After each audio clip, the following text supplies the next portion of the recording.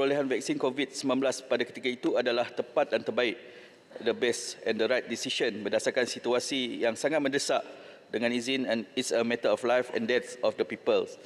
Dan juga untuk menjawab pertanyaan Puchong tadi, soalan tersebut bolehlah kita rujuk ke kertas putih di muka surat 57 berkenaan tentang penggunaan 4.6 bilion peruntukan vaksin, pembelian dan perolehan vaksin dan juga untuk kegunaan logistik. Selain daripada itu, saya ingin juga membangkitkan persoalan yang dibangkitkan oleh beberapa ahli yang berhormat berkenaan tentang keberkesanan pembukaan PPV mega dan berskala besar. Tujuan utama pembukaan PPV mega adalah untuk mempercepatkan pemberian vaksin COVID-19 kepada seramai mungkin penduduk Malaysia bagi mengelakkan komplikasi teruk akibat jangkitan COVID-19 serta kematian. Apabila jangkitan melonjak naik di Lembah Kelang, ekoran jangkitan varian Delta, PPV mega telah dibuka bagi mempercepatkan kadar suntikan harian di mana kadar pemberian harian PPV mega di Lembah Kelang adalah 150,000 dos sehari.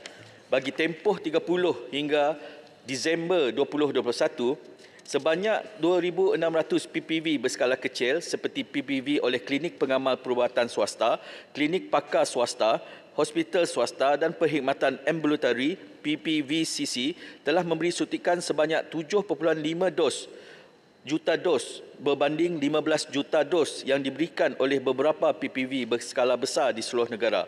Berdasarkan jumlah vaksinasi, pembukaan PPV berskala besar seperti PPV Mega dan integrasi adalah berkesan dalam mempercepatkan proses vaksinasi. Tuan Tan Sri Yang Dipertua, Dato' Yang Dipertua, jumlah peruntukan pelaksanaan program imunisasi COVID-19 yang dibangkitkan oleh Yang Berhormat Bakri dan ahli-ahli yang berhormat yang lain. Bagi tempoh bermula Disember 2020 sehingga 30 April 2023, kerajaan telah membelanjakan sebanyak 5.885 bilion dan juga 5.348 bilion oleh KKM dan ringgit Malaysia 537.5 juta oleh MOSTI bagi pelaksanaan PICK termasuk PICK Kids, menggunakan peruntukan Kumpulan Wang COVID-19 KWC dan Kumpulan Wang Amanah Negara KWAN. Pelaksanaan kedua program vaksinasi ini melibatkan kos perolehan bekalan vaksin COVID-19 serta perkhidmatan logistik vaksin, pengurusan pelaksanaan pemberian vaksin dan pengoperasian pusat pemberian vaksin PPV. Sebanyak ringgit Malaysia 4.651 bilion diperuntukkan untuk perolehan bekalan vaksin dan perkhidmatan logistik vaksin, manakala baki 1.19 bilion adalah bagi pelaksanaan PICK. Dan juga berkenaan tentang isu yang dibangkitkan oleh Yang Berhormat Kuala Langat berkenaan tentang Adverse Event Following Immunisation AEFI ataupun kesan adverse yang kerap berlaku telah didokumentasikan adalah seperti demam, sakit pada tempat suntikan, sakit kepala, sakit otot dan keletihan dan biasanya akan pulih dalam masa beberapa hari dengan ataupun tanpa rawatan. Selain itu, kesan adverse lain yang turut dilaporkan adalah seperti sakit sendi, ceret-beret, menggigil, mutah dan rasa loya. Dan juga semenjak program imunisasi COVID-19 kebangsaan PICK dimulakan pada Februari 2021 sehingga 30 April 2023, bahagian Regulatory Farmasi Negara NPRA telah menerima sejumlah 26,717 laporan kesan adverse susulan imunisasi AEFI vaksin COVID-19 melalui sistem pelaporan NPRA. Daripada jumlah itu, hanya sebilangan kecil saja iaitu 1,868 laporan bersamaan 7% adalah melibatkan kesan adverse yang diklasifikasikan sebagai serius, manakala majoriti 93% laporan adalah melibatkan kesan adverse yang ringan sahaja. Adakah kerajaan menyediakan bantuan khas? Ya, kerajaan telah menyediakan bantuan khas kewangan kesan mudarat vaksin COVID-19 bagi penerima vaksin yang terkesan akibat AEFI yang berhubung kait dengan pemberian vaksin COVID-19. Semua warga negara Malaysia yang menerima vaksin COVID-19 adalah layak memohon berdasarkan kriteria yang telah ditetapkan. Bantuan khas kewangan kesan mudarat vaksin COVID-19 layak diterima oleh pemohon yang merupakan penerima vaksin COVID-19 yang mempunyai kesan adverse susulan imunisasi atau AEFI yang serius atau hilang upaya kekal serta waris penerima vaksin yang meninggal dunia. Untuk makluman ahli-ahli yang berhormat, sehingga 31 Mei 2023, sebanyak 319 permohonan bantuan khas kewangan kesan mudarat vaksin COVID-19 telah diterima. Daripada jumlah tersebut, 150 permohonan telah diluluskan oleh Jawatankuasa Induk Bantuan Khas Kewangan kesan mudarat vaksin melibatkan jumlah bayaran sebanyak 2.556 juta ringgit. Datuk Yang di-Pertua, bilangan dos vaksin COVID-19 yang telah luput dan prosedur pelupusan.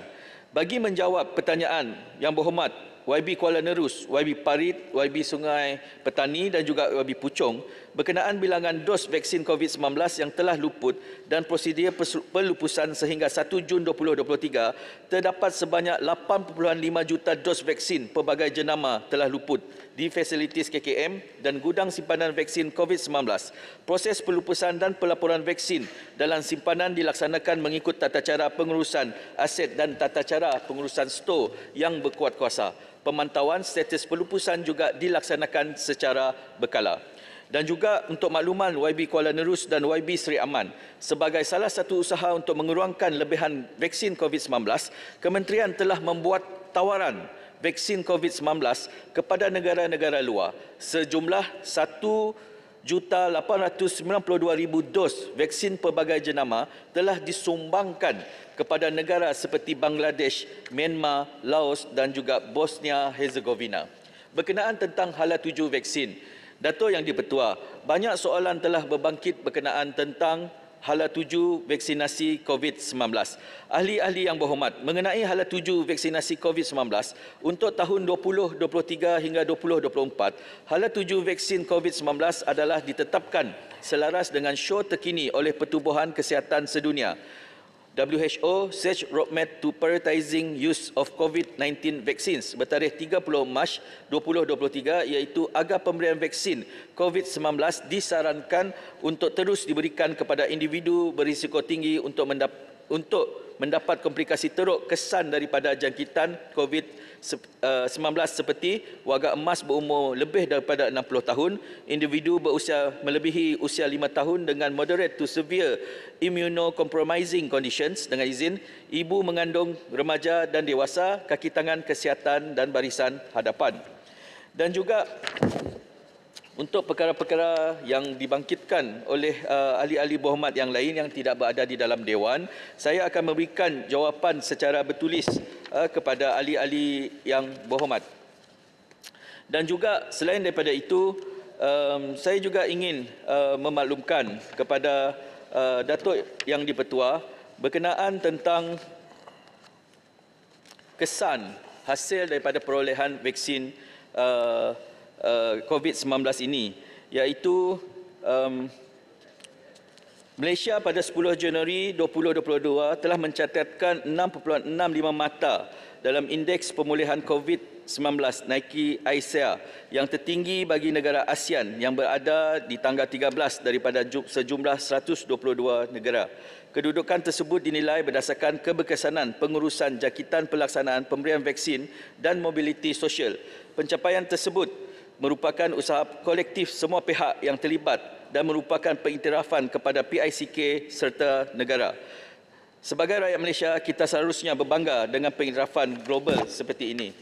Dan juga selain daripada itu, Yang di-Pertua, sebagai kesimpulannya, sekali lagi saya ingin mengambil peluang untuk memaklumkan kepada Dewan Yang Mulia ini bahawa perolehan vaksin COVID-19 telah membantu dan meminimalkan kes kematian dan kebolehjangkitan COVID-19 dalam negara. Secara kasar, kos vaksin primer untuk menyelamat satu nyawa di Malaysia adalah RM60,000 dan dengan penambahan dos penggalak, kos vaksin meningkat kepada RM78,400 bagi satu nyawa yang diselamatkan.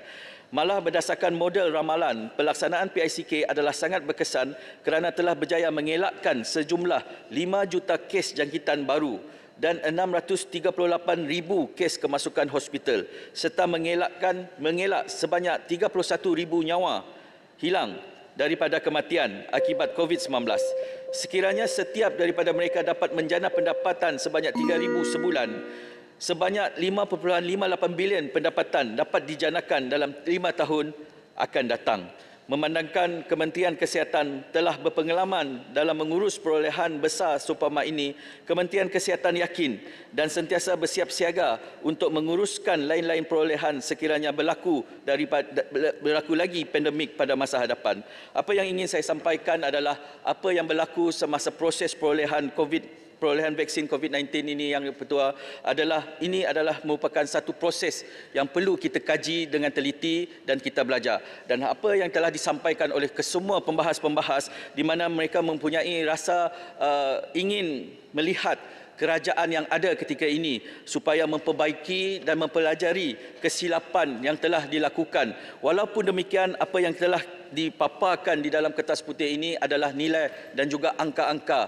Sebanyak 85 juta dos telah diberikan dan juga telah menyelamatkan rakyat Malaysia walaupun tidak secara total. Dan seperti apa yang telah disampaikan oleh YB Betong tadi di Sarawak, bagaimana perasaan lega kami dapat menerima vaksin dan juga dapat melalui proses pilihan raya negeri dengan tenang, sedangkan pilihan raya negeri tersebut sepatutnya diajarkan pada peringkat awal tetapi terpaksa ditunda memandangkan vaksinasi belum dapat dijalankan dengan segera.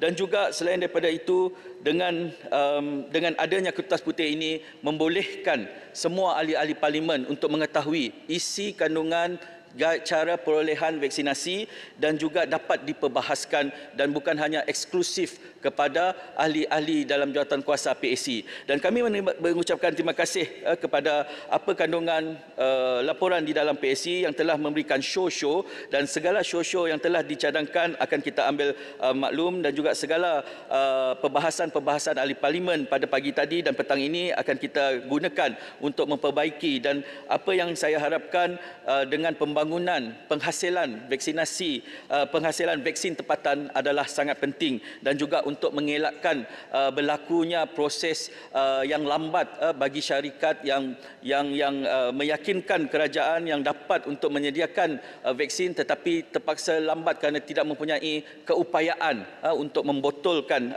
vaksinasi tersebut. Dengan itu, sekian saja pergulungan saya.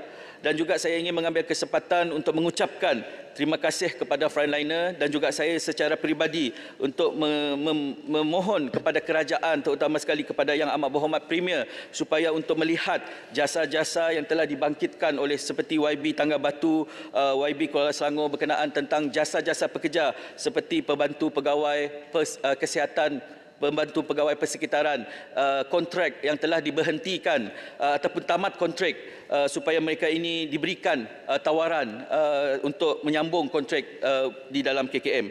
Dengan itu, sekian saja pergulungan saya bagi usul kertas putih pengurusan perolehan vaksin COVID-19. Bagi soalan-soalan yang tidak sempat dijawab, saya mohon untuk menjawab bertulis. Sekian, terima kasih Datuk Yang di-Pertua. Terima kasih Yang Berhormat Menteri. Ahli-ahli yang berhormat, sekarang saya kemukakan masalah kepada majlis bagi diputuskan. Masalahnya ialah bahawa usul seperti yang dikemukakan oleh Yang Berhormat Menteri Kesihatan di nombor 1 itu tadi hendaklah disetujukan. Ahli-ahli yang berhormat yang bersetuju katakan setuju. Yang tidak bersetuju katakan tidak. Lebih suara bersetuju, usul disetujukan.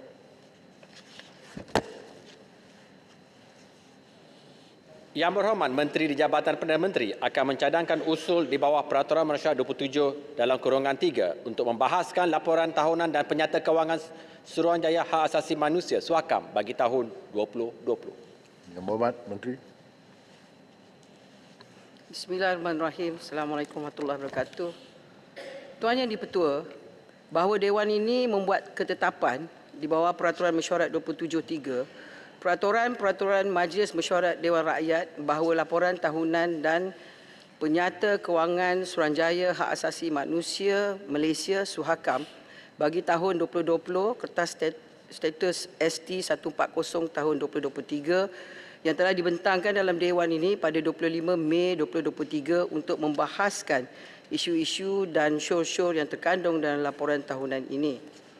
memperakui bahawa aspirasi dan komitmen kerajaan yang telus dan berintegriti dalam usaha melindungi, memenuhi tanggungjawab dan menghormati isu hak asasi manusia telah mengangkat dan menjadikan Suhakam sebagai satu badan bebas yang dikenali di peringkat nasional dan antarabangsa sehingga diberi pengiktirafan status A di bawah prinsip-prinsip Paris (Paris Principle) dengan izin, selain mampu mewujudkan kerjasama yang baik antara agensi kerajaan dan badan bukan kerajaan demi melindungi dan mempromosi hak asasi manusia di Malaysia.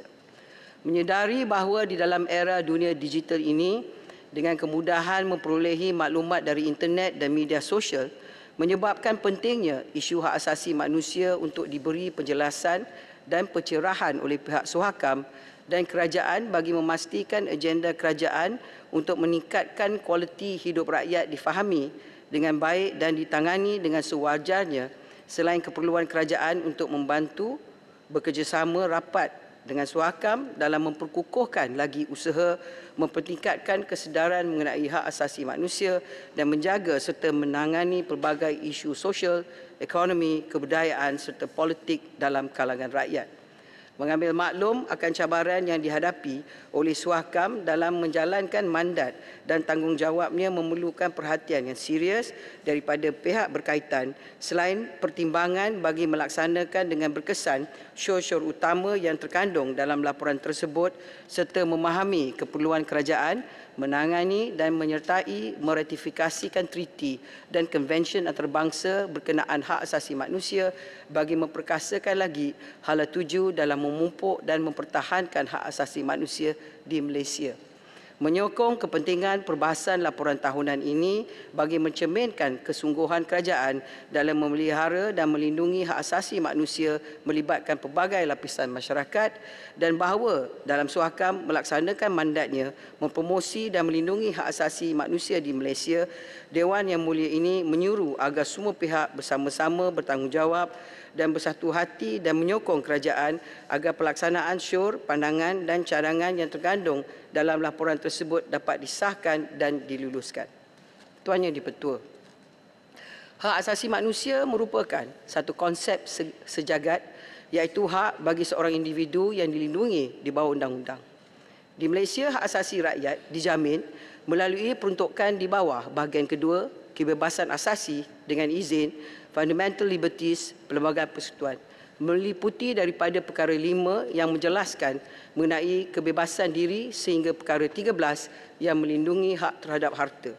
Hak asasi manusia ini mencakupi pelbagai dimensi dalam kehidupan manusia.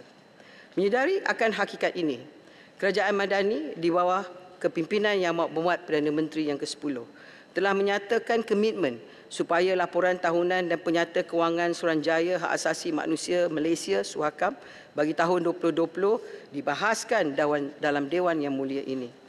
Dalam hal ini, Kerajaan Madani yakin dan percaya bahawa sesi perbahasan ini akan memberi ruang dan peluang pada semua lapisan masyarakat supaya suara mereka didengar melalui wakil rakyat masing-masing agar kerajaan dapat mengambil cadangan langkah-langkah yang sesuai untuk menangani isu-isu yang bakal dibangkitkan.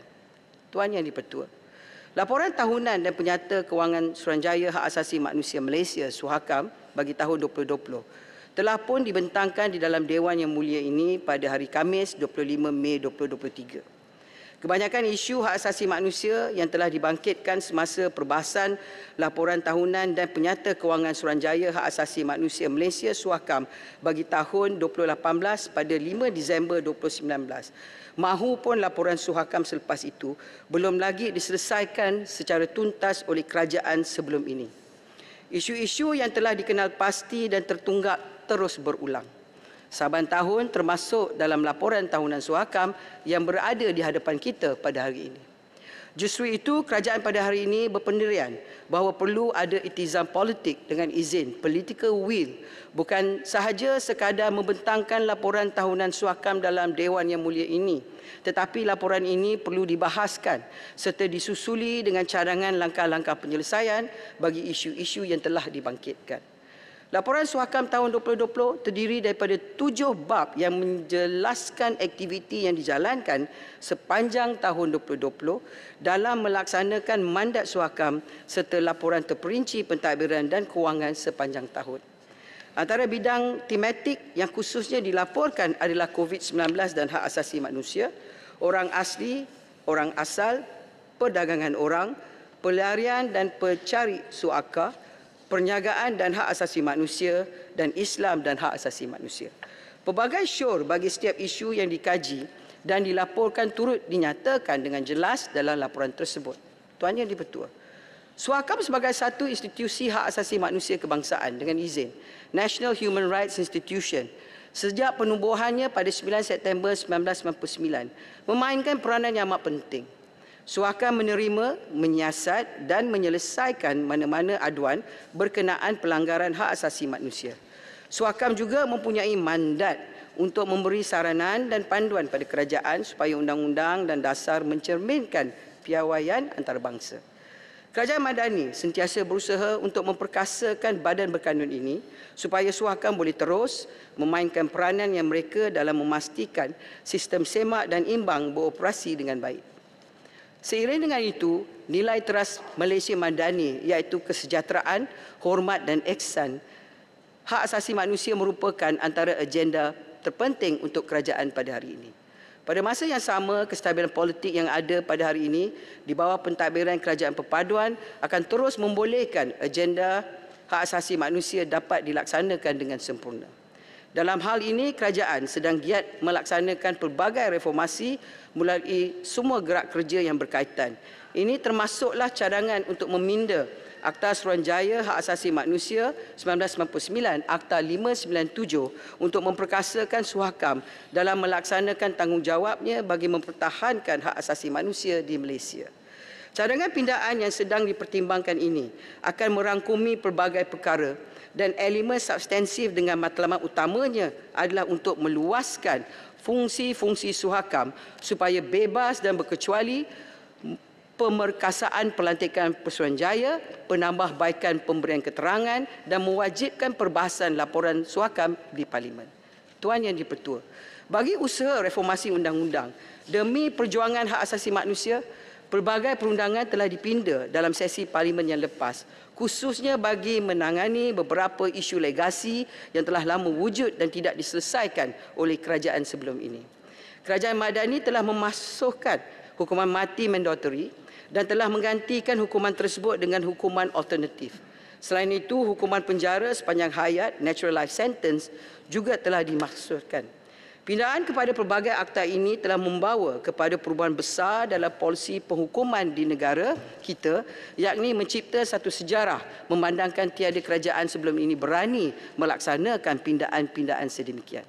Kerajaan juga telah mengubah satu akta iaitu Rang Undang-Undang Semakan Hukuman Mati dan Pemenjaraan Sepanjang Hayat Bidang Kuasa Sementara Mahkamah Persekutuan 2023 untuk membuat semakan semula rayuan banduan-banduan yang dijatuhkan hukuman mati, mandatory dan hukuman sepanjang hayat.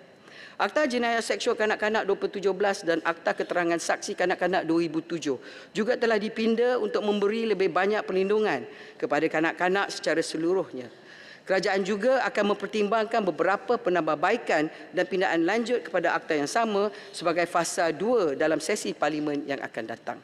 Pindaan-pindaan lain juga telah dibuat termasuk tambahan peruntukan baru bagi kesalahan mengendap, stalking dengan izin dalam Kanun Keseksaan dan Kanun Tata Cara Jenayah selain pemasuhan peruntukan kesalahan cubaan membunuh diri iaitu Seksyen 309 dalam Kanun Keseksaan.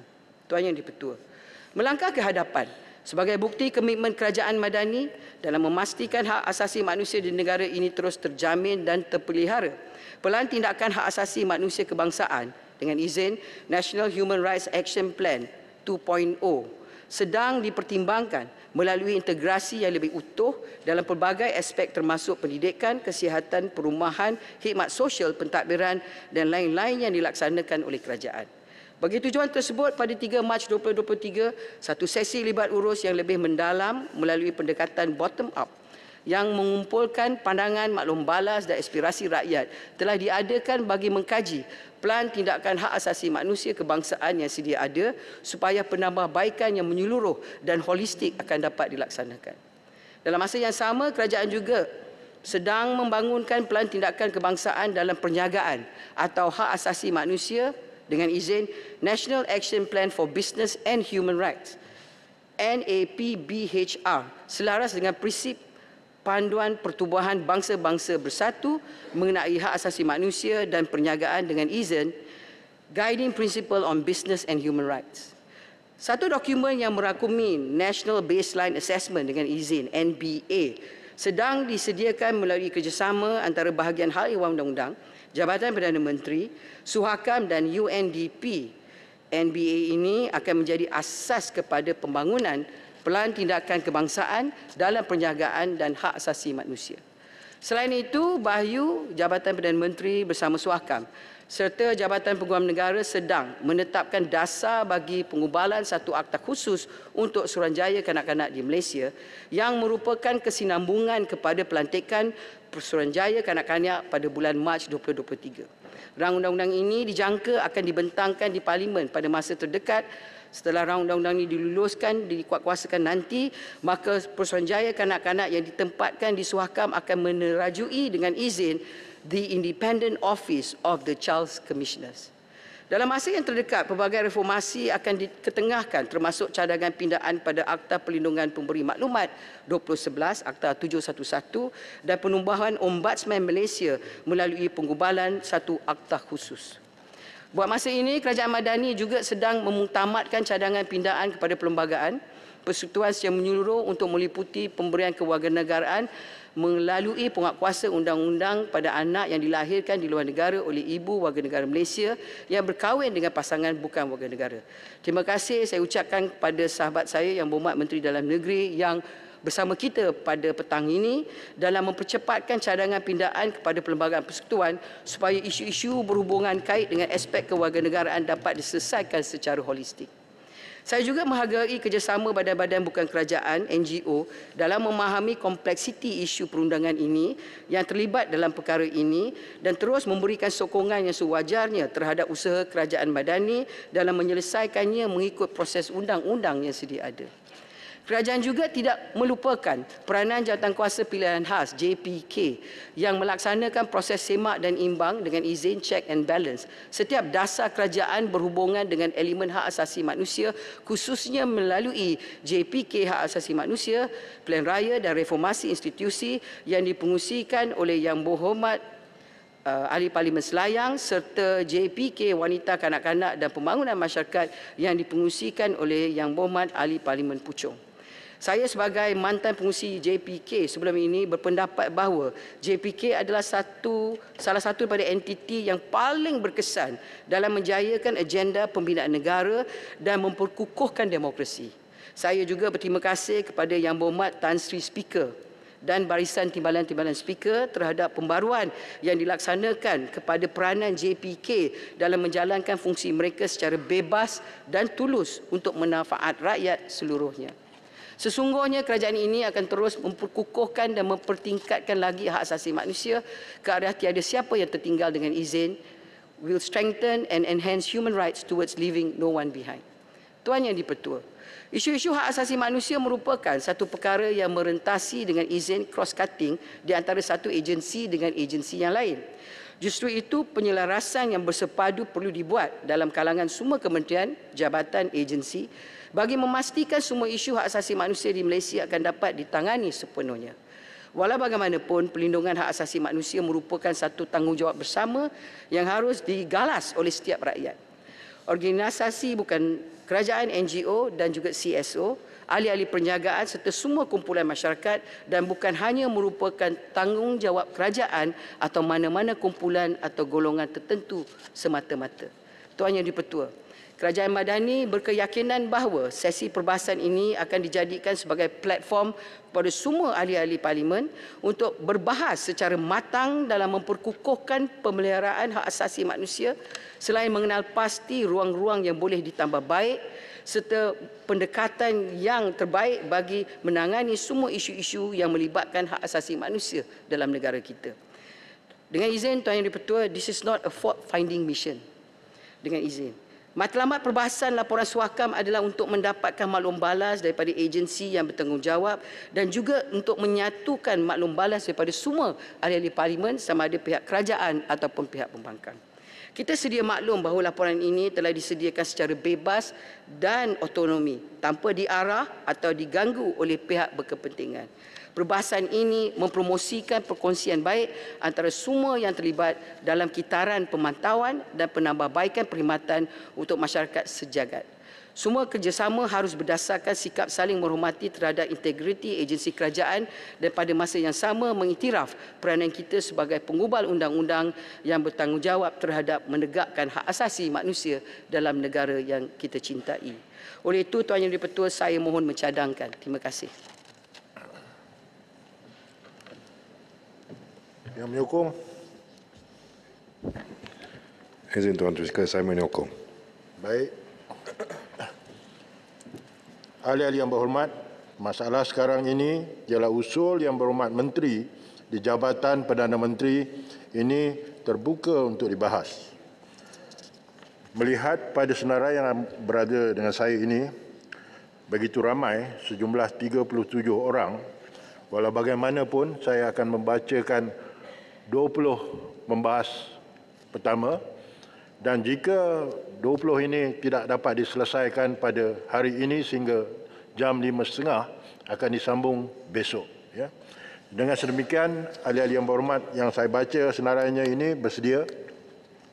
Pertama, yang berhormat Bangi, yang berhormat Tumpat, yang berhormat Tenggara, yang berhormat Macang, yang berhormat Pekan, yang berhormat Jelun, yang berhormat Bentong, yang berhormat Pasir Mas, yang berhormat Kota Melaka, yang berhormat Pendang, yang berhormat Tuaran, yang berhormat Pengkalan Cepa, yang berhormat Shah Alam, yang berhormat Pokok Sena, yang berhormat Tampin, yang berhormat Kubang Krian, yang berhormat Selayang, yang berhormat Bagan Serai, yang berhormat Rasah dan yang ke-20 yang berhormat Sek.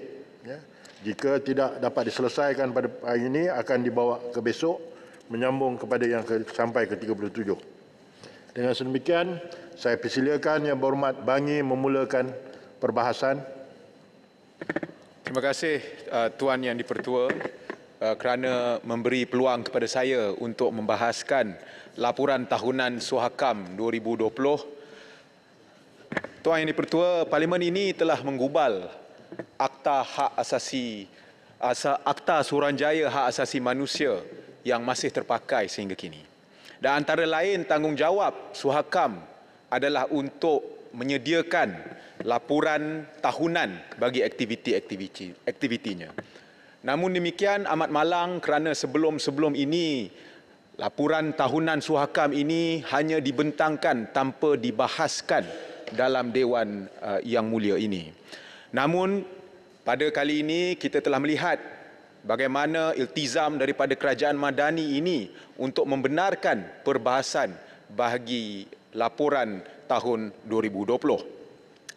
Di kesempatan ini izinkan saya merakamkan penghargaan saya kepada semua kaki tangan Suhakam daripada bermulanya Suhakam itu sampailah ke sekarang yang telah melaksanakan tanggungjawab statutori mereka selama ini.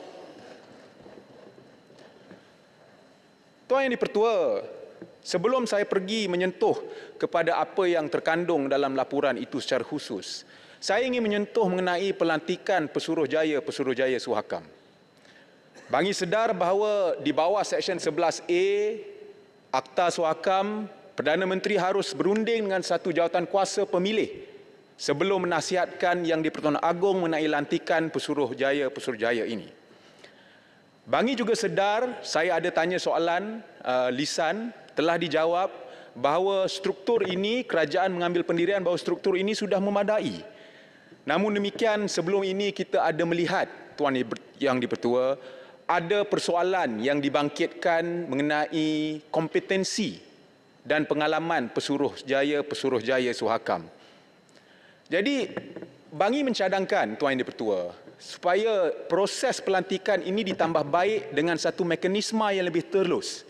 Contohnya, kalau kita tengok 3 ahli jawatan kuasa dalam jawatan kuasa pemilih untuk Suhakam ini dikatakan adalah ahli daripada masyarakat madani atau civil society. Tetapi kita tak tahu siapa 3 orang ahli ini.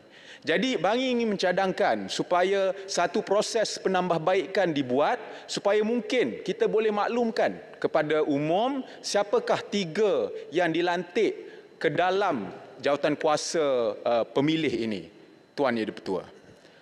Seterusnya saya ingin terus masuk kepada apa yang disentuh dalam laporan tahunan 2020. Pertama, isu SOSMA yang mana menteri pun ada di sini.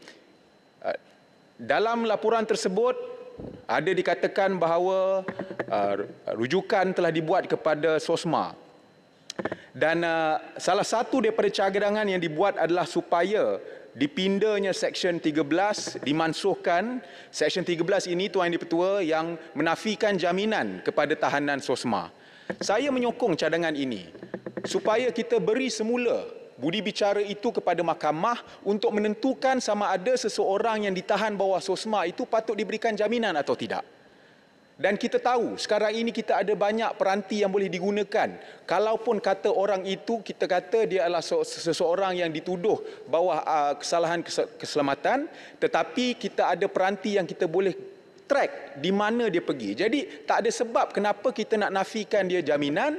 Lebih-lebih lagi kita kena ingat prinsip iaitu innocent until proven guilty, Tuan Yang di-Pertua, dengan izin. Di samping itu juga saya ingin menyentuh tentang Seksyen 18A yang mana dikatakan bahawa semua kenyataan, tak kira bertulis ataupun oral, yang dibuat oleh seseorang tertuduh itu adalah admissible, diterima oleh mahkamah. Apa yang berlaku adalah, Tuan Yang di-Pertua, apabila seseorang tahanan itu dimasukkan dan ditahan, dia akan diberi tekanan untuk menandatangani Seksyen 18A ini, dokumen ini, dan dokumen ini kemudian akan digunakan di mahkamah untuk dibuktikan terhadap dirinya sendiri. Yang mana kita tahu ini adalah bertentangan dengan izin Rules of Evidence dan juga Akta Keterangan. Kedua, saya ingin menyentuh tentang isu reman berantai, yang mana ini juga disentuh dalam laporan Suhakam ini. Isu reman berantai ini, Tuan Yang di-Pertua, adalah isu yang dah lama ada. Bila saya mula mengamal undang-undang 16 tahun lepas, isu ni dah ada dan sampai sekarang kita tak selesaikan. Yang mana seseorang itu setelah habis tempoh remannya, dia akan ditangkap semula untuk siasatan kesalahan yang lain pula. Jadi ia sebenarnya proses ini walaupun dari segi undang-undang tidak salah, tetapi ia memberi satu situasi di mana peruntukan dalam kanun acara jenayah dan perlembagaan persekutuan itu ia menjadikan hak-hak yang terkandung di situ sebagai satu hak yang dengan izin ilusori. Yang mana kita kononnya ada hak tetapi hak itu tidak dijunjung dan dihormati. Jadi Bangi ingin bertanya, adakah kerajaan akan melaksanakan syur-syur yang telah dikemukakan oleh Suhakam bagi isu ini? Seterusnya saya ingin juga menyentuh tentang apa yang terkandung dalam laporan berkenaan dengan isu orang asli di Semenanjung Malaysia. Dalam laporan terdapat perjumpaan pada ketika itu dengan Ketua Pengarah JAKWA mengenai laporan inkuari nasional mengenai hak tanah orang asli dan asal. Bangi ingin bertanya apakah status syur-syur dalam laporan inkuari ini. Seterusnya berkenaan dengan pusat tahanan, yang mana dalam laporan Suhakam berpandangan bahawa kerajaan harus menempatkan pegawai perubatan di setiap pusat tahanan imigresen bagi memberikan rawatan kepada tahanan.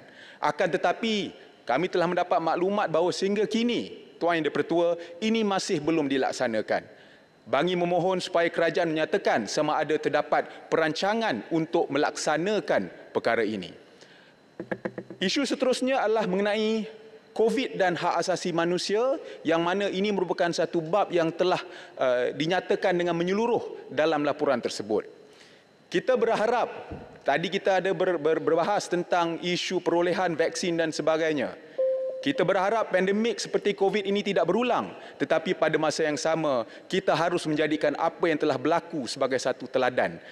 Dan jelas bahawa COVID ini, Tuan Yang di-Pertua, memberi impak yang besar kepada golongan rentan seperti gelandangan, migran, OKU, wanita dan kanak-kanak.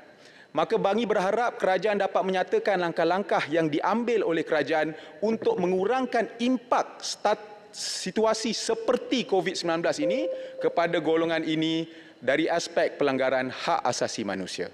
Akhir sekali, Tuan Yang di-Pertua, hak asasi manusia. Ada yang mengatakan bahawa hak asasi manusia ini satu konsep barat, tidak sesuai diguna pakai di negara ini.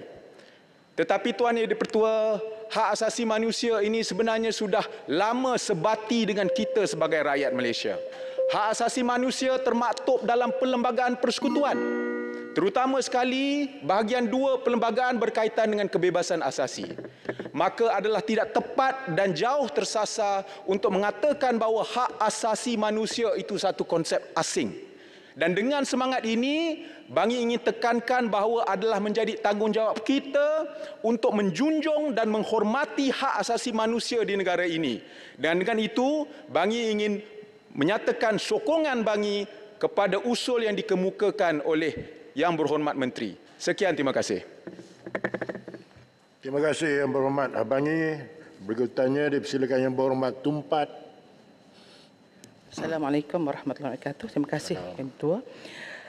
Alhamdulillah pada petang ini insya-Allah Tumpat akan terus juga membahaskan laporan Suruhanjaya Hak Asasi Manusia 2020. Qala Allah Ta'ala fi Kitabil Aziz, innal hukmu illa lillah yaqussul haq wa huwa khairul fasilin. Surah Al-An'am 57 yang bermaksud hanya Allah jualah yang menetapkan hukum, ia menerangkan kebenaran dan dialah sebaik-baik yang memberi keputusan. Akta Suruhanjaya Hak Asasi Manusia telah pun diluluskan pada tahun 1999, Akta 597 yang mula beroperasi April tahun 2000. Di bawah Seksyen 4 berfungsi sebagai badan promosi untuk memupuk kesedaran dan pendidikan berhubung hak asasi manusia di Malaysia. Yang saya ingin tanyakan ialah berapakah NGO dan badan-badan yang telah pun terbabit dengan Suhakam dalam membuat kerja-kerja mempromosikan hak asasi ini di Malaysia sejak daripada tahun penubuhan sehingga sekarang. Yang kedua, kita dimaklumkan juga dalam seksyen ini menyebut bahawa Suhakam boleh membuat siasat sendiri atau bergantung kepada aduan selain ianya tidak melibatkan prosedur mahkamah atau yang telah diputuskan di mahkamah di bawah Seksyen 12. Jadi dalam ini berapakah kes yang telah pun diselesaikan oleh pihak Suhakam berkenaan dengan siasatan sendiri dan berapakah yang telah dibuat siasatan berdasarkan kepada aduan? Kerana kita difahamkan dalam tahun 2020 jumlah kes yang selesai ialah 756. Jadi kita ingin tahu perincian ini. Yang ketiga berkenaan dengan seksyen dimaklumkan kepada kita bahawa Seksyen 21 menetapkan laporan tahun aktiviti dikemukakan dan syur Suruhanjaya dan kalau perlu mengemukakan laporan khas. Daripada tahun 2000 sehingga sekarang, berapa kalikah Suhakam telah pun mengemukakan laporan khas untuk dibuat tindakan oleh pihak kerajaan? Dan saya juga ingin bertanya, kalau tanpa perbahasan pada hari ini, adakah syur-syur yang telah pun dikemukakan oleh Suruhanjaya tidak diambil tindakan oleh pihak kerajaan? Kalau ada, berapa dan kenapa? Dan di bawah definisi hak asasi manusia pada tahun 2000, dalam laporan pertama Suhakam telah mencadangkan agar definisi hak asasi manusia di Malaysia diperincikan mengikut nilai budaya, ekonomi dan politik di Malaysia. Saya ingin bertanya pihak kerajaan, adakah definisi hak asasi manusia di bawah Perlembagaan Malaysia telah pun dibuat dan apakah definisi tersebut? Kerana kita lihat dalam kes hari ini, kita ada dua benda. Satu, hak asasi manusia dibuat universal dan hak asasi manusia di peringkat negara sendiri. Kerana kita lihat dalam negara kita, 70% daripada rakyat merupakan orang Melayu Islam. So dalam hal ini, kalau DOSM telah memberikan perincian sebegini, sejauh manakah deklarasi Kaherah diguna pakai dalam mencorakkan naratif hak asasi Malaysia? Sebab kita lihat ini, deklarasi Kaherah tidak diguna pakai ataupun jarang dirujuk oleh pihak Suhakam. Kita juga difahamkan bahawa dalam Akta Suhakam 1999 tidak masukkan deklarasi Kaherah sebagai sumber hak asasi. Jadi kalau boleh kita mohon untuk mencadangkan supaya akta ini juga merujuk kepada deklarasi tersebut. Dan ini juga penting kerana kita juga terikat di bawah perkara 3 agama bagi persekutuan bahawa Islam adalah agama bagi persekutuan. Dalam hal ini, adakah cadangan kerajaan untuk meminda akta dan masukkan deklarasi Kaherah sebagai sumber dari segi perundangan untuk Suhakam? Dan kita difahamkan bahawa dalam perbincangan di OIC berkenaan dengan hak asasi manusia, pihak OIC juga refer kepada deklarasi Kahirah ini. Jadi apakah usaha-usaha yang telah dibuat, dan saya difahamkan bahawa Suhakam telah pun menandatangani MOU dengan pihak IPHRC OIC, dan apakah usaha dan langkah yang dilakukan selepas itu. Dan yang seterusnya berkaitan dengan plan strategik 2021-2025 untuk perkauman diskusi kaum yang telah pun dirangka oleh pihak Suhakam. Saya ingin bertanya, sejauh manakah dasar ini digandingkan dengan dasar perpaduan negara, dan adakah kita mempunyai suatu umbrella committee di peringkat kementerian untuk memastikan bahawa dasar-dasar ini dapat dilaksanakan. Seterusnya, saya ingin bertanya, adakah hanya Suruhanjaya ini yang mendapat kelebihan ini untuk dibentangkan dan dibahaskan, dan adakah selepas ini kesemua Suruhanjaya lain yang telah pun juga dibentang, digubal di Parlimen akan mendapat benda yang sama, dan apakah tindakan ataupun kesan kepada segala perbahasan yang telah dibuat daripada hari ini? Kalau tidak ada, kalau ada kesan, mohon dinyatakan apakah kesan daripada sudut legalnya, supaya kita boleh melihat adakah syur-syur ini semua akan diambil tindakan, dan sekiranya tidak diberikan justifikasi kenapa tidak diambil tindakan. Seterusnya berkenaan dengan Suhakam, saya difahamkan hanya ada pejabat Suhakam di Sabah dan Sarawak, tapi tidak ada pejabat Suhakam di lain-lain negeri, khususnya di negeri-negeri yang berkenaan dekat dengan sempadan. Adakah kerajaan bercadang untuk membina pejabat-pejabat Suhakam di negeri-negeri, dan sebagaimana juga ada di YBJK di semua negeri, iaitu Yayasan Bantuan Guaman, kerana saya lihat dalam kes membabitkan Suhakam berkenaan dengan undang-undang YBJK mempunyai suatu hubungan yang sangat rapat. Dan saya lihat kepada laporan yang diperlukan, terdapat program-program yang dibuat di bawah hak asasi manusia ini dibuat di Kuala Lumpur. Terdapat 204 program dibuat di peringkat Kuala Lumpur, sedangkan isu ini banyak berlaku di negeri. Di negeri saya melihat pihak Suhakam hanya melawat sahaja. Saya cadangkan dalam hal ini supaya selepas ini diskusi, penerangan, seminar melihat sebenarnya juga dibuat di negeri, jangan hanya berpusat di Kuala Lumpur. Juga kita difahamkan dari laporan ini terdapat 44 kali program telah pun dihadiri oleh pihak Suhakam di peringkat antarabangsa. Yang saya mohon ialah, adakah dapatan dan resolusi yang diterima pakai daripada hasil persidangan dikongsikan dengan pihak Parlimen Malaysia, sekurang-kurangnya di bahagian antarabangsa dan Caucus antarabangsa, dan juga jawatan kuasa terpilih ahli-ahli Parlimen, supaya maklumat ini selari dan selaras.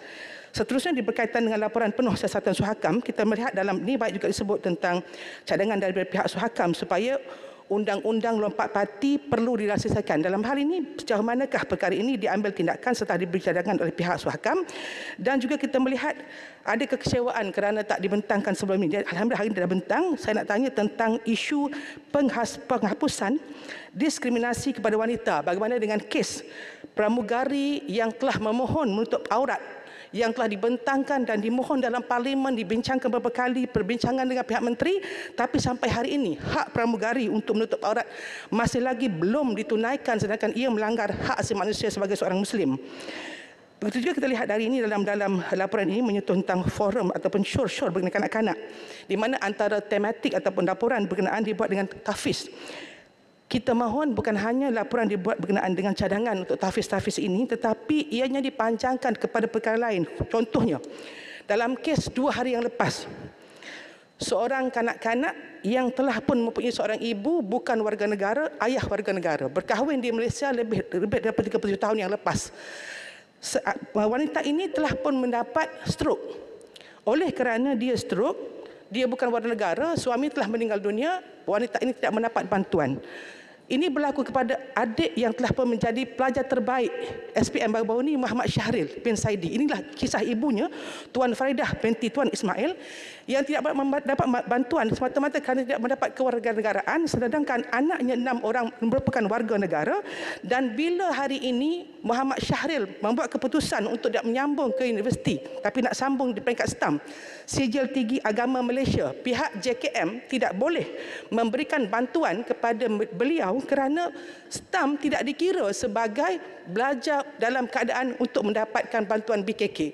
Jadi saya mohon kepada perkara ini supaya pihak JKM boleh berbincang dengan pihak KPM, khususnya Kementerian Pendidikan, supaya memberikan pengiktirafan sekiranya sijil STAM itu dikira, kenapa pelajar yang menyambung dalam kes ini tidak dibenarkan untuk mendapat bantuan. Begitu juga dengan kita lihat di bawah penguasaan syariah, banyak kemudahan-kemudahan yang telah pun kita dapati tidak ada di Mahkamah Syariah. dirujuk oleh pihak Suhakam dapat melihat banyak perkara, tetapi dari segi fasiliti termasuklah punca kuasa RUU 355 tidak dapat dibantu untuk diperkemaskan, dan ini bertentangan dengan isu semasa. Dan yang terakhir ialah berkenaan dengan bila mana laporan ini diminta untuk dibahaskan oleh pihak Parlimen sebagai ahli Parlimen, kita melihat Suhakam diberikan peruntukan tahun 2016 5.9 juta, tahun 2020 12.9 juta. Banyak program, banyak impak dapat dibuat kerana pertambahan bajet ini. Tetapi ahli Parlimen, khususnya daripada pembangkang yang telah menjadi ahli parlimen yang dipilih rakyat, tidak mendapat peruntukan asasi untuk pengurusan pejabat. Jadi bagaimana kita boleh membincangkan hak asasi orang lain sedangkan ahli parlimen pilihan rakyat tidak mampu dan tidak diberikan hak asasinya sekurang-kurangnya untuk mendapat allowance untuk pejabat dan dipastikan pejabat dapat beroperasi untuk membantu. Dan saya juga yang terakhir, pagi tadi kita dengar jawapan daripada menteri bahawa mereka datang ke lokasi-lokasi ahli parlimen, tapi tidak dijemput ahli parlimen, khususnya daripada pembangkang. Jadi pembangkang ni terima gaji, tak ada bajet untuk pejabat, dan bila menteri turun pun tak dijemput. Jadi adakah kami ni diharapkan untuk bekerja sahaja dengan pendapatan sebegitu digunakan segala-galanya untuk. Jadi saya mohon dalam hal ini hak asasi manusia kena bermula di parlimen. Di parlimen kena ada taska. Di parlimen kena ada benda-benda yang kita sebut tentang hak asasi, barulah ahli parlimen boleh bahaskan tentang kepentingan semua orang. Terima kasih. Terima kasih Yang Berhormat. Dipersilakan Yang Berhormat Tenggara. Bismillahirrahmanirrahim. Assalamualaikum warahmatullahi wabarakatuh. Salam Malaysia Madani. Terima kasih Tuan Yang Dipertua kerana membenarkan saya membahaskan mengambil bahagian dalam sesi perbahasan laporan tahunan Suhakam tahun 2020. Tuan Yang Dipertua, kalau kita teliti dalam laporan Suhakam ini, kalau kita melihat pada ringkasan eksekutifnya pun dah panjang dah. Jadi ada beberapa perkara dalam tempoh masa yang disediakan ni, Tenggara akan ambil bahagian untuk menyentuh lah.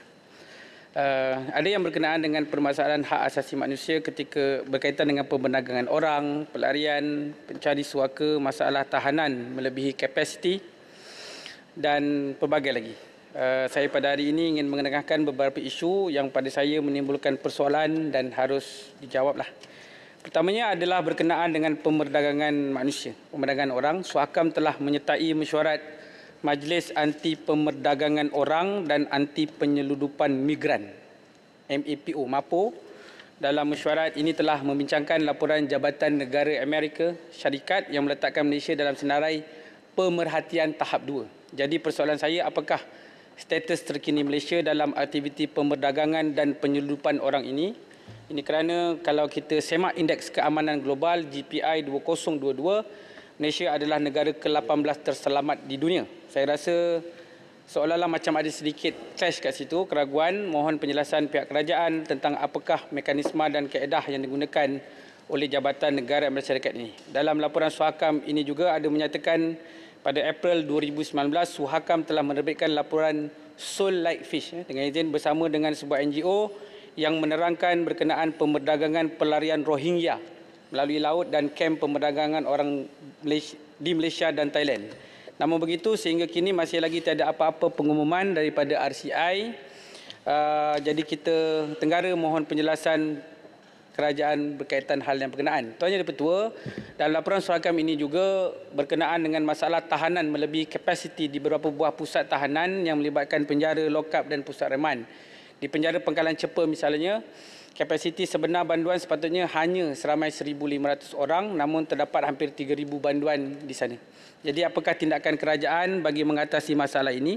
Apakah perlu dikaji semula undang-undang yang memerlukan pesalah di penjara, atau perlu diwujudkan penjara-penjara baru, ataupun perlunya kajian hukuman jenis baru terhadap pesalah-pesalah yang terbabit? Kalau kita lihat pusat-pusat tahanan kita pun, pendatang asing tanpa izin ni pasti bila ditahan tu disimpan lama. Jadi dia melibatkan tempoh tahanan, makanan, perubatan dan sebagainya yang ongkosnya tu dibiayai oleh rakyat.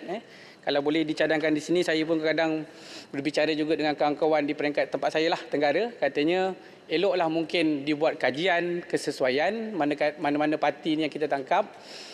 Mungkin ditambah hukuman rotan, dikurangkan hukuman tahanan, wallahualam. Tapi ini perlukan perbahasan, perbincangan. Mudah-mudahan boleh diambil tindakan kerana ia melibatkan kos yang agak tinggi lah. Selain itu juga, keselamatan petugas di pusat tahanan juga perlu diambil kira. Di penjara Dusun Datuk Murad dilaporkan tiada kamera litar tertutup CCTV di blok tahanan.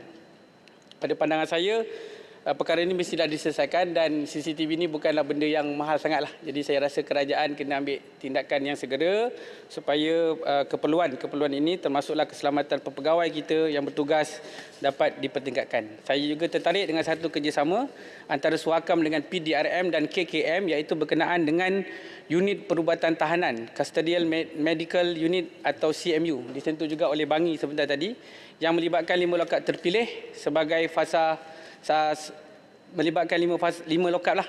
Lokap berpusat Jinjang Kuala Lumpur, lokap berpusat Shah Alam Selangor, Bayan Baru Pulau Pinang, Indrama Kota Pahang dan Kepayan Sabah.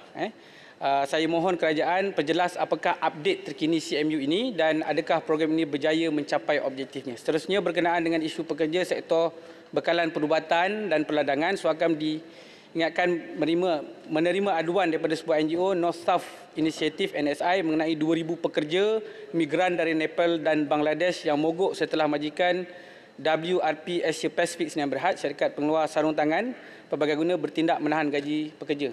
Dakwaan bahawa tiada pembayaran gaji sejak November 2019 seterusnya menjadi kebimbangan semua pekerja akan dihantar pulang tanpa menerima bayaran gaji. Suhakam turut dimaklumkan mengenai syarikat pembekal sarung tangan getah dan perubatan antarabangsa Top Glove Corporation Berhad yang didakwa menganiaya pekerja migran sehingga diperlakukan seperti buruh paksa dan dikerah untuk bekerja lebih masa.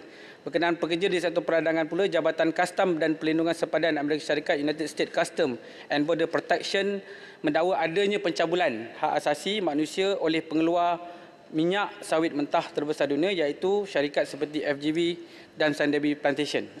Agensi ini dituduhlah dalam siasatan itu melanggar hak asasi manusia yang dijalankan, mewujudkan elemen buruh paksa seperti penipuan, keganasan fizikal dan seksual, ugutan, ancaman serta penyimpanan dokumen pengenalan diri. Kebimbangan turut disuarakan mengenai penglibatan buruh berdasarkan laporan itu. Kebimbangan turut disuarakan mengenai penglibatan buruh kanak-kanak dalam proses pengeluaran.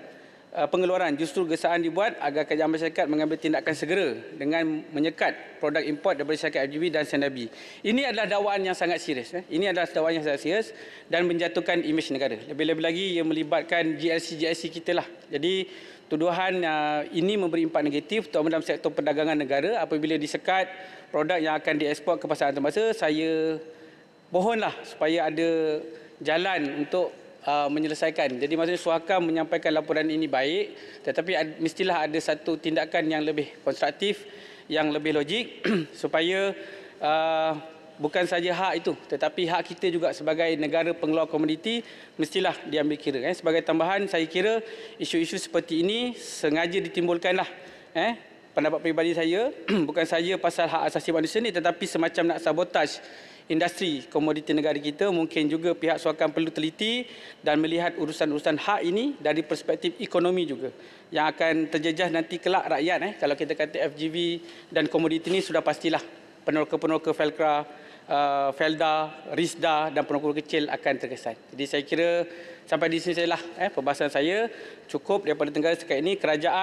Akhirnya kerajaan perlu segera selesaikan apa-apa isu yang belum diselesaikan dalam laporan Suhakam ini. Syur-syur yang diketengahkan juga perlu diambil kira dan diberi perhatian serius dengan adil dan bijaksana, dan mencadangkan untuk dalam setiap tindakan ambil kira juga perspektif hubungan antarabangsa, ekonomi dan kedaulatan negara. Saya kira itu saja Tuan Yang di-Pertua. Sekian, terima kasih. Assalamualaikum warahmatullahi wabarakatuh. Terima kasih Yang Berhormat Tenggara. Berikutannya dipersilakan Yang Berhormat Machang. Bismillahirrahmanirrahim. Assalamualaikum warahmatullahi wabarakatuh. Terima kasih Tuan Yang-Pertua atas peluang yang diberikan. Pertamanya izinkan saya mungkin berbeza pandangan dengan Yang Berhormat Bangi tadi melibatkan pendirian beliau yang mengatakan hak asasi manusia ini universal sifatnya. Bagi saya ianya tidaklah sebegitu mudah, kerana kalau kita lihat perbahasan hak asasi manusia yang ada pada mutakhir ini beracuankan Barat sebenarnya yang berbeza konsepsi dan fahaman tentang manusia itu sendiri dan hak. Kita ambil contoh saja berkenaan takrif manusia yang ada pada hari ini yang diajar di universiti-universiti Barat, yang dipegang oleh pemikir-pemikir Barat, yang mana kalau kita lihat Contohnya dari segi psikologi, bidang ilmu jiwa yang dibincang lebih kepada behavior, perilaku, bukan sangat tentang jiwa. Begitu juga dengan faham manusia yang pada hari ini di Barat yang mendominasi wacana human rights lebih cenderung kepada penafsiran manusia sebagai haiwan yang lahir daripada Darwinian evolution. Ini berbeza dengan konsepsi manusia yang Islam perjuangkan. Yang mana Islam menegaskan dalam Quran bahawasanya manusia ini lahir diciptakan sebagai roh dan jasad. Ini dimensi yang ditolak oleh banyak pemikir-pemikir human rights Barat. Jadi kalau kita ingin menafsirkan maksud human ataupun manusia atau insan, itu perlu diteliti semula.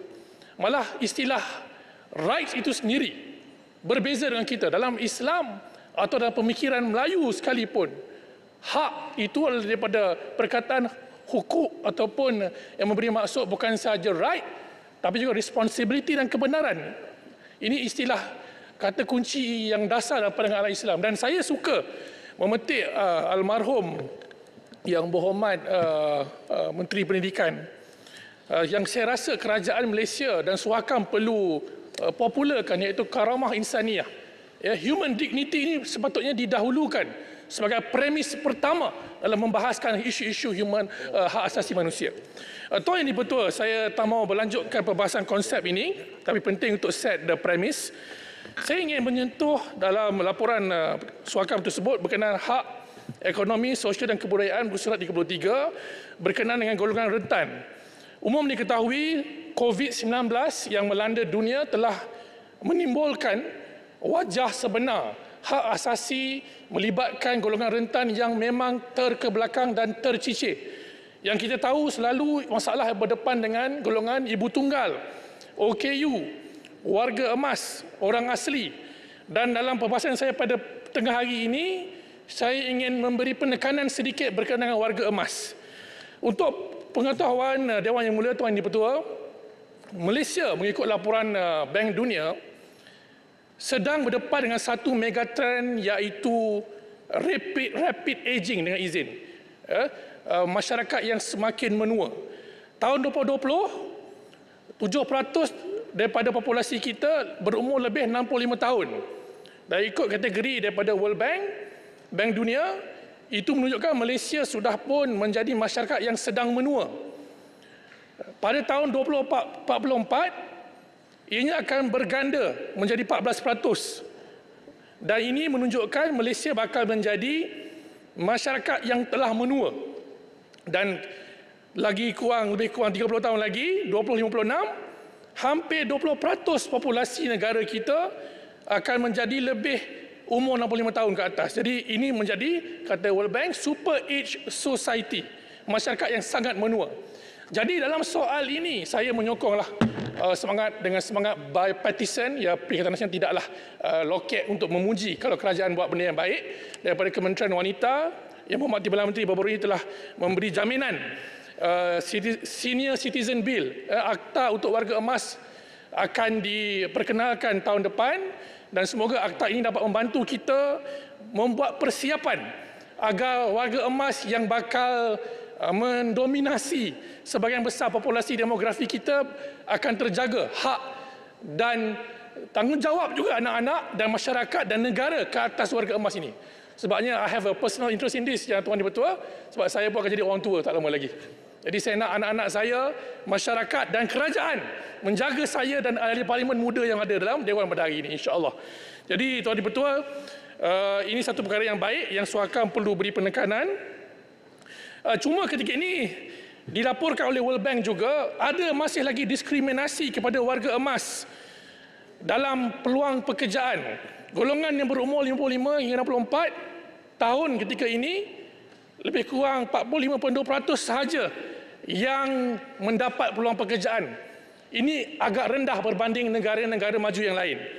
Dan ia lebih rendah di Malaysia untuk wanita warga emas. Jadi ada diskriminasi yang jelas dalam pasaran kerja yang saya minta kerajaan tolong tengok dan bela ayah-ayah, ibu-ibu kita yang terkesan. Sebab ramai yang hilang kerja lepas COVID. Kalau bukan kerajaan yang kena tanggung dan bantu, siapa lagi? Jadi semoga perkara ini dapat diberi perhatian oleh kerajaan. Golongan yang saya ingin perkenalkan dan juga minta Suhakam perkemaskini dalam laporan yang akan datang ialah golongan rentan yang saya kelaskan sebagai golongan yang keterciciran digital. Kita umum tahu ketika ini perkembangan teknologi dan paling baru kita pun tahu banyak perkembangan artificial intelligence dan sebagainya membuatkan banyak perkara-perkara yang diajar di sekolah dan universiti tidak lagi mampu diguna pakai dalam tahun-tahun yang mendatang. It became so fast, obsolete dari segi kegunaannya dan lebih ramai anak-anak kita yang di luar bandar akan tercicir daripada mendapat kefahaman dan pendidikan yang betul berkenaan dengan teknologi digital. Dan saya ingin menyeru kepada pihak kerajaan, khususnya Kementerian Komunikasi, mungkin boleh berbincang, mengkaji, mungkin kita boleh perkenalkan seperti mana di Amerika Syarikat, ya, Digital Equity Act, Akta Kesetaraan Digital, agar mana-mana wilayah maupun negeri yang ketinggalan dari infrastruktur digital, wajib kerajaan beri bantuan secara berkala seperti termaktub dalam akta ini untuk mereka memastikan capaian internet tidak terjejah dan sebagainya. Jadi kalau ada perkara ini, mudah-mudahan dapat dipermudahkan dalam membela hak asasi golongan rentan sebegini. YB Machang,